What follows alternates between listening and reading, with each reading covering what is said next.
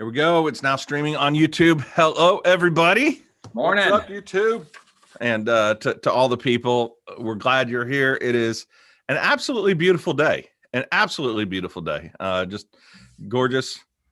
Oh, I need to close. Every time I stream, my browser always opens up that we're streaming, and then I get the stream going in my ears. And so nice. I got to pause that every week. With like a 3-minute delay or something, right? Yeah, and so we've got some things going on. We've got in next week our Bago barbecue. Basket barbecue and Bago. And Bago, are there any other B's? That's it. That's okay. As far as we wanted to make 3. Yeah, boy. Yeah, and so that's just after church, John, right?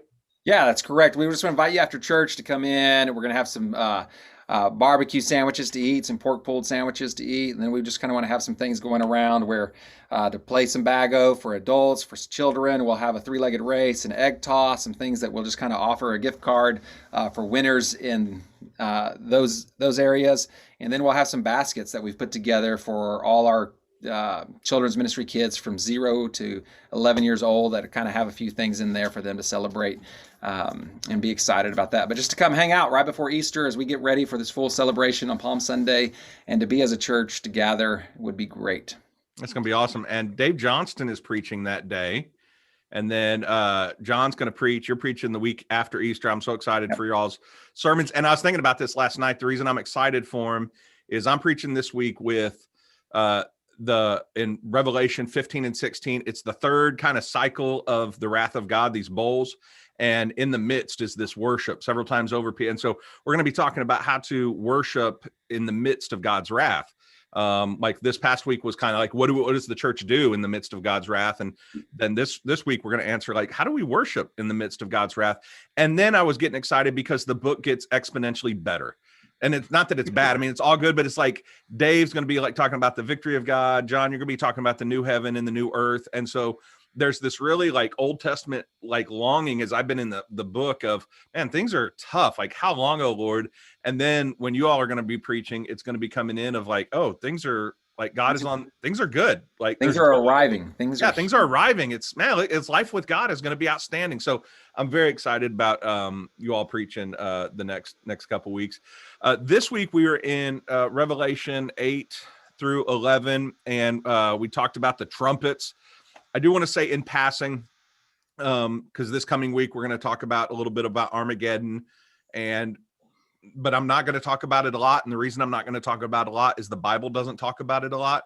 And I think this is a great way for us to approach Revelation is if scripture doesn't make a whole, if it's like a passing thought in scripture, it probably needs to be a passing thought for us. So and we don't need to make a great deal out of things that scripture doesn't repeat over and over again. So like even the Antichrist, it's a very small, and yet so much has been written on the Antichrist in pop culture. So much has been written in the History Channel on Armageddon. And we just need to kind of bypass those things to see the bigger picture of the victory of God. So I thought that was good insight that I saw this week. This week we were in kind of this idea of wake up calls, alarms. I talked about how I got a ticket. Do I have it here? Oh, I've lost my ticket. I'll have to find it later. And so, but have you all like two questions that I've got for you all? I want to know, have you all ever had a season in your life where like got a big wake up call like I did with my ticket? And if not, what kind of alarm situation do you use in the morning? Mm-hmm. So I would have to kind of go along with my call into ministry. Wasn't what I was going to college for at first, and really had different people, different mentors from high school and different friends kind of speak into me like, hey, that's what you should do. And just really wasn't kind of what I wanted to pursue. Mm-hmm. And as we went through and the story's pretty long, but just kind of helping somebody out and just figuring out like, man, he's just got some things that are just messed up, and his way of processing things just doesn't make sense. That it really didn't even allow me to process how to share with him the gospel as much as it was like, oh, I got it, you don't, tough luck. And it wasn't until later that I'm like sharing these crazy stories with my sister on a ride home, and just kind of right there as I'm sharing about this guy and the dumb decisions, the stuff, and just, pretty much making fun of him again through storytelling, that I realized, like, I didn't share anything with him. I didn't invite him into this gospel. I didn't allow him to say, hey, this is something that you can grab a hold of, and Jesus is pursuing you too. And it was kind of then my wake up call. I decided, man, I'm going to pursue something different. I'm going to allow myself to say, I want to invite people in. I want to make them part of this process instead of it just being like, well, I got it. You should correct yourself and get better. Yeah. What were you going to school for? I wanted to be an optometrist, and so I was in a junior college, and then looking at University of Houston and doing some different things there. But I mean, in the next day, I went and dropped my biology class because I was like, I don't need all this extra. You got the Bible. We don't need science. Wise so call, John. Science, but I didn't need the credit because I already had my 2 chemistry credits and I had my one biology credit, and so I was like, I'm just going to drop this and make my load easier because I'll go to Lubbock. I didn't know where I was going at that time, but basically ended up at Lubbock Christian University the next semester. And anyway, so that was kind of that. No, I want to invite people in. I don't want to just, what's wrong with you? Why don't you see this? This is beautiful over here. And I got it. You don't. I got a family. You don't. I got a dad who takes care of me. You don't. I got a job. You don't. I got education. I mean, it was just constant stuff of like, I got these. You don't. That's why I'm helping you, is because you're in need of all this. And it really just wasn't Christ-like attitude. Wasn't Christ-like formation either. So that's cool. And what made you want to become an optometrist? That's a very specific thing. Yeah, I think a lot of it was this piece of not being a full-time doctor, having a specialty, what's going on, but not looking in people's mouths. And so I don't know, like, if this sty is one of those things, I'm like, man, I'll be able to take care of that fast, but because it's still here after weeks. But I don't know, the dentist thing was just like, man, people's mouths, that's crazy. It's pretty gross. And I have a little bit more of a specialty. You're not running into a whole lot of things. And then there's the money aspect with it. Like, oh, you can make a lot of money by being an optometrist and things. So it's a good profession. And so I said that jokingly about we don't need the science because we have the Bible, but I just want to say my favorite science book is probably Genesis. I think that's probably my favorite science book. So Dave, do you have any wake up alarms, stories in your life has God ever done? Like you're like, or you wake up. God has really used me to speak truth into my coworkers. I'm going to give them some good books on how to read Genesis well. Because I'm here in my Old Testament section. What's Ken Ham's website? Let me look that up. Answers in Genesis. Answer that. See, science. We got that covered. Yeah. Reading Genesis well. How to read Genesis. Tremper Longman. There's some good stuff there. Yeah, hold on one real quick. It's not in the text, but the first thing Noah said after he got on the boat was, I hope they build a museum in Kentucky. How do I drive this to Kentucky? Dang it, we didn't make it there. They're going to have to build their own. Yep. I better build this ark well, not because God told me to, but because they're going to be looking for it for a long time. So Ken Ham can get tax help. All right. I was thinking wake up calls but prior to John sharing something super serious, I think for me, God usually puts me in some situations that force me to slow down. And I think the most recent one for me was just this idea of everyone watching this, all of us, we all need to drink more water. And most of my water I drink is in the form of coffee, which is great, except you still need to drink water to be hydrated. Well, one of the results of not being hydrated is that you are prone to get kidney stones. So for me recently, the kidney stone attack that I had were just incredible amounts of pain, can't walk, can't function, can't move, And I had a horrible one that resulted in not just the CAT scan and all the x-rays, but I had to go get the procedure where they blast it with sound to clean it out, and bust it up, So, but for me, that was definitely a wake up call for, hey, not that it's guaranteed to prevent it, but if you would do a better job drinking water, then you are less likely to get a kidney stone, help your body out. Yeah. So it's like, every day I just need to be drinking water. I need to have water close by. I need to drink it more, So I think that's the wake up call. I have 2 alarms that I set every night. One of them is named Tallulah, and the other one's named Finn. Yep. And they are the alarm clocks. And they and fortunately, for the most part, they tend to sleep until the sun comes up, but usually the sun comes up, wakes them up, and then the entire house is up. So the day is up. John, do your kids wake you up? No. So yeah, mine, I do. That's my alarm clocks. Yeah. My alarm clock is either just internal, it's time to get up, or it is Christy's alarm. But I'd never set an alarm. I haven't set an alarm in years. I guess if I'm on my own on something that I've done, but at home I have not set an alarm in 15 years or whatever, where Christy's alarm is what gets us up. And then if not, especially in the last 2 years, I have been very just kind of, it's time. It's 6. Let's go. All right. Let's see what's down. So that's good. Well, great discussion. So we were in Revelation 8 through 11 on Sunday. And one of my goals for this series was I wanted to make Revelation accessible to people. And I wanted people walking away each week thinking this isn't nearly as weird as I thought it might be for those who've never really studied the book. And so I've not spent a lot of time on some of the specific images because I wanted people to get a sense of, I can read this book. I don't know everything, but here's kind of some big ideas that I can walk away with in the future and come back to. And this week, it seems that we've got this second cycle of the wrath of God in trumpets. And so I made the case that I think these are like warning calls from God. And we asked the question when the world is really going to hell, because that's what we have there in chapter 8 and 9 is hell being opened. It's spiritual warfare, scorpions, demons, all this stuff coming out. God is sovereign over it all. But, what are we supposed to do in the midst of that? And I was able to pick out, I think, 2 things from the text. One is we pray.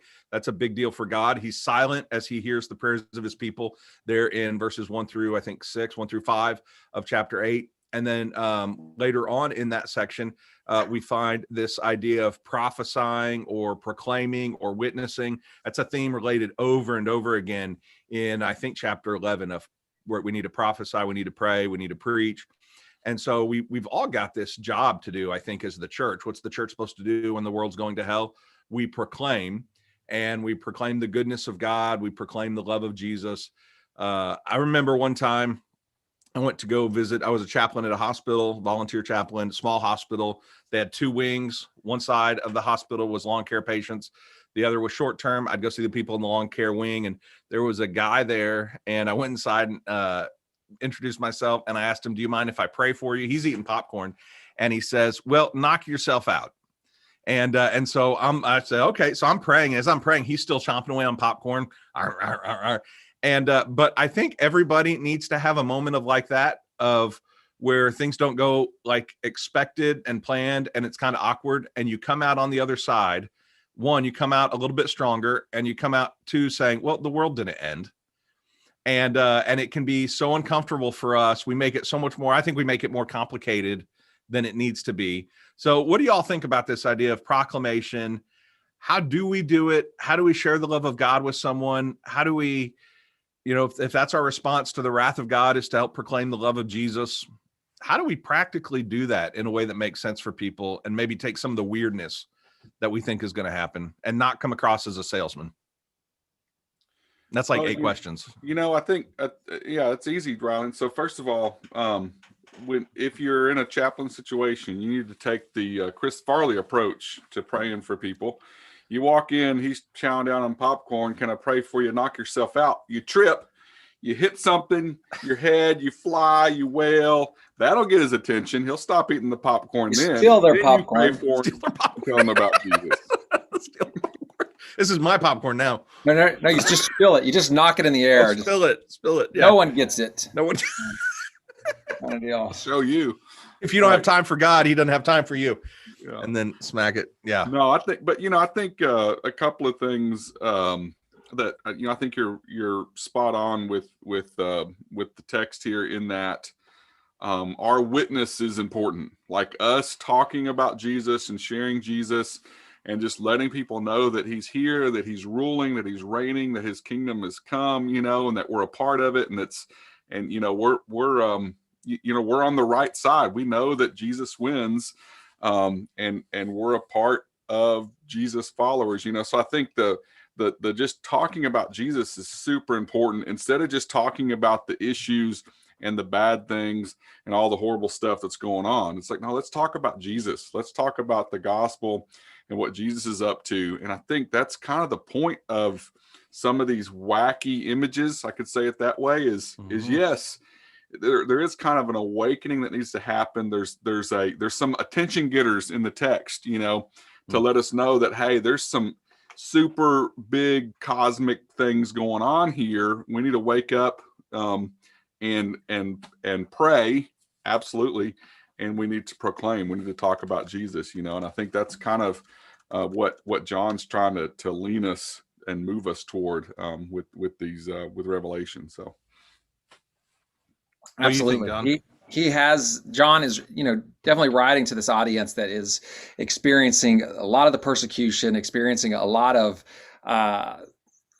denials, I guess, to their desires or to what they expect and want this kingdom of heaven to be. And even as he writes in, this tribe, the line of Judah, the root of David, this messianic character who's going to come in and rule with might. That's what the elder tells him to turn around and see, but then he actually sees a lamb slain. It's just this complete different aspect. And I think when we kind of really allow ourselves to camp out on all this imagery of what destruction is happening in the trumpet and the trumpet and the trumpet, the plagues that are just referenced and featured there, that we really kind of forget the rest of the Exodus story of just there's redemption that was happening. There's people walking out of a corrupt land and slavery to experience Christ anew, to experience God anew. And that wilderness that journey was not even the best journey there. It had a lot of troubles to it. And so I think when we really allow ourselves to sit with others upon the destruction and the plagues and the things why are we wanting to camp out in Exodus ourselves? Like, why can't we just go ahead and start bringing them along and allowing ourselves to expend more grace, more mercy in our conversation with them, and not a fool? Hey, this is absolutely how you need to be corrected. This is how your thinking needs to be corrected. This is how your behavior needs to be corrected. This is why, because of our nation's behavior, because of our left or right side or whatever side we want to blame, and harp on it in these negative images to make them parallel, it really defeats how much mercy that God has given us. It really defeats that the slain lamb is what we behold, and what you're trying to tell us as you're going through this series, Ryland, is just behold the lamb. And when I see a slain lamb who stands as one upon the throne, and it's just really hard for me to continue to point at someone or point at myself too. Because there's a lot of forgiveness there that says you're doing it wrong, and here's your correction so that we can rule or so that we can reign. No, we're victorious through our faithfulness. We're victorious through our steadfastness. We're victorious through Christ. I guess, is it the seventh letter to Laodicea that he was victorious, and so he sits on the throne of God, and the one who's victorious with them, he'll give that same right. Anyway. Yeah, I'm going to steal that Exodus stuff for Sunday. That's fantastic. All right. That's really, really good. Great. That's so helpful to see these plagues, and you kind of enter that on our journey to the promised land and all the things. Man, that is solid stuff. I think, John, as you were saying that, it reminds me too of kind of like what I alluded to Sunday. I don't know if anybody got my joke, but like we have that old movie Rambo. Jesus calls us lambs, and like we're Lambos for Jesus. And like, don't we have to guard ourselves against, because these are God is victorious, and yet that's not my call to be arrogant about it. Like, that's my call to weep for those who aren't walking with the Lord, right? Like, and so we've got, how do we, I think that's a hard thing to struggle. And I think the world is like, America's so politicized right now to where certain portions of Christianity really want to take on this kind of narrative of the victory of God in, I think, unhealthy ways. So maybe how do I guard myself against that? Especially when I feel like the victim. So, yeah. Listening to, anyway, yeah. I think going back to this Exodus story and this hardening of heart that, even Pharaoh has, like even in the midst of these things happening, even in the midst of the destruction, his property, his land, his cattle, his, whatever, there's still just this, no, I'm holding on. I'm right. I'm holding on, this hardening of heart, and just no mercy showing. And I think that's where we also got to, we battle ourselves. We want to hold on to our rights. We want to hold on to our things. We want to hold on to what I've believed to be the thing that God's leading me to. And there sometimes maybe I just, to experience that mercy from others, to experience that mercy for myself, maybe I just have to let go and think, is there a different angle? Is there a different perspective? I don't know, maybe I'm not the victim, but I do need to just be opened up to how I can be vulnerable to somebody else and ask questions or cry with someone that I'm not, oh, this isn't right. This isn't the way it's supposed to be. No, it isn't. But in our fierce language to correct or implement some kind of strategy or to get others onto our side, I'm just kind of going back to that analogy of like, no, let's get others outside the Egyptian walls. There you go. Mm-hmm. I don't know. I have to think that out too more. Yeah, I need to think about that. Well, and like I'll say something controversial because if anybody doesn't agree, just email me at Ryland. Yes, that's my joke. You can't steal my joke. You got to get your. I can steal John's sermon stuff. You can't steal my jokes. That's it's called a double standard. Yes, well, I don't think it's double standard if it's jokes and anyway. I think in my reading of Revelation, because you're kind of mentioning this like Rambo, militant, right. Rambo kind of thing. Yes. And that's what we want is like, okay, Jesus is on our side. He's victorious. Therefore, we want to depend on this military strength and might, and we're going to fight stuff. And like, when I look at Revelation, it's like, we do have some swords and this definitely images of power but for the most part, the way that Jesus wins is that he shows up. Mm-hmm. There's not like, he's not showing up with a bunch of tanks or Apaches or armies and there's this battle and they're fighting and, swords, that kind of stuff. It's like, Jesus just shows up and it's over, he wins, Yeah. And so, that ought to get our attention, it's like, yes, Jesus is victorious and we're with him, but the way that he wins is that he shows up. He's there. He's present. He's with his people, and so I think that, that's definitely should impact the way, because it's like, it's not just that we're going to trust this military might with Jesus, like kind of tacking on Jesus there. It's like, no, Jesus is the one that's victorious and he wins basically because of what he did on the cross, conquering death and power and all of the things that we easily want to trust except for Jesus, anyway. But his victory is through sacrifice. And like even Jesus, like we don't do it in our churches. Maybe we should, because it's so powerful, but the washing of the feet, like you can't take the victory of Jesus out of the context of the ministry of Jesus found in the gospel. Right. Yeah. And to do that, I think maybe that's where we get off track. And I think for me, what I want people to feel and what I need to be reminded of is when things don't feel like they are what they're supposed to be, it's kind of like, what do? We pray, we proclaim. We also remember that God does have this. I'm a child of God, and nothing in this, like just because the Israelites were walking through the wilderness, that didn't take them away from being God's people. In fact, it enhances their ability to be God's people because it's like as an athlete who has a fine-tuned body, who just knows like a lot about sports and his muscles, and it's fine-tuned, chiseled. Yes, thank you. Thank you. It's like the way to get there is through perseverance and through like friction, right? That's the only way to get it clean is through like friction. It's pushing, and I think that's what God is doing. So Dave, I think really you hit the nail on the head there of please at Little Rock Church, no one get arrogant is my plea for that. Right, John? Mm-hmm. Right. About to say something. There's definitely, just this refined by fire language at the ends of what's going on. The same moment that you're talking there with the Egyptians coming out and building that relationship with God because of their mistakes and because God even just wrestling with, am I going to even go along with this? And Moses like, yes, you got to be the guy because your name is what's going to be proclaimed as you walk us into this promised land.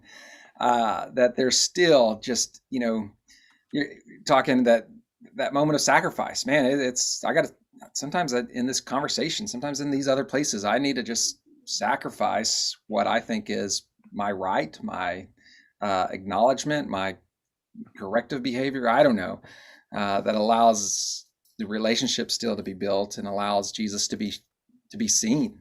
I guess in this moment, I guess that's the beauty of Revelation when you're really reading through all of this and you're reading through all these seals and trumpets and bowls poured out and this destruction, this wrath, this dragon, this Babylon, and she's such a temptress, that you're also reading like how much Jesus shows up and how many times there's images of Jesus being there, and just the beginning of the chapter and how beginning of the book, and he's walking among the lampstands and he is just magnificently painted there, and it just continues on and continues on and continues on. That he shows up at the war, and before we get any language about the full battle, it's just like, nah, Jesus won. And you're like, whoa, he just showed up. Yeah.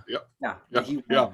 He won. Well, and I liked your joke too that you said weeks ago, John, was, when you're reading the text, why don't they just say Jesus, like instead they're like, and then the one who is and is to come, it's like Jesus has these long names, the lamb that was slain, that, so it's like, just say Jesus. And there's one where it's like, and he has a name that no one knows, and you're like, oh okay, well, cool. Reveal that one. Let us know. And it's even it wasn't until the 6th or the 7th this week that it said out of these trumpets, that's when the mystery of God is revealed. Like there's this little phrase that they don't even know why all these things are happening the way they're happening. And it's at the return. It's at like the final thing. That's when the mystery of God is revealed, and which is really frustrating for those of us who really want to know all the things. Man, good. Yeah, we want it in the first seal, not in the 7th. Yeah, you're right. And so yeah, it's just crazy. And all right, anything else? I feel like we've done good work today. Anything else anybody has? Yeah. I again just encourage, like, again, the beauty, stand back from it. Don't try to exactly what Rylan has been telling us over and over. Don't try to put patterns of what's happening today into that language. But absolutely use your stories to hold steadfast, to hold on to the love of Christ, to hold on, to pursue, to be one of the ones who become victorious with Christ.